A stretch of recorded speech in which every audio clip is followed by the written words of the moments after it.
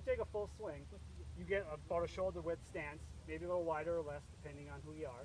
But the reason is so when you take the club back, your weight shifts to your back foot, and then as you swing down through the ball, your weight shifts through it, so your mass is helping propel the ball forward, so you can hit it farther. Well, this is a 15-yard chip. I know you can all hit it that far. So why don't we remove the variable of weight transfer by getting our feet close together? You look at how all the pros chip, you get about a club head width in between your feet. That's about all you need. And what that does, now if you try to shift your weight back, you'd fall right over on your side. So we've removed the variable of weight transfer now. So with saying that, let's remember.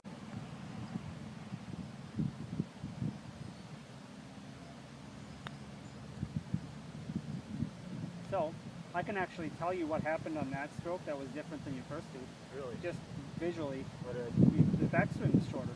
It was this much shorter, yeah. So you had to stab at it and you flipped the club over and it went left. Okay. And that's why it was short too. The first two were very graceful. The second one you got a little short and then you were, because you subconsciously you probably knew you were short. Right. And tried to jab at it to get the right speed. Yeah. And then, but what two things that I noticed that I like is number one thing for you and maybe for Bob too.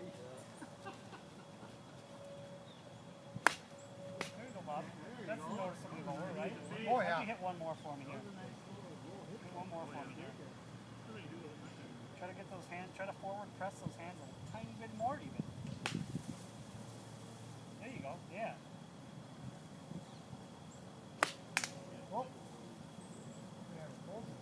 No, well, what I was kind of telling them, one of the keys is you want to, they'll say, you hear it on the golf channels, lead with your hand, lead with the handle. Oh. That means you want to keep the handle in front of the club Yeah. head.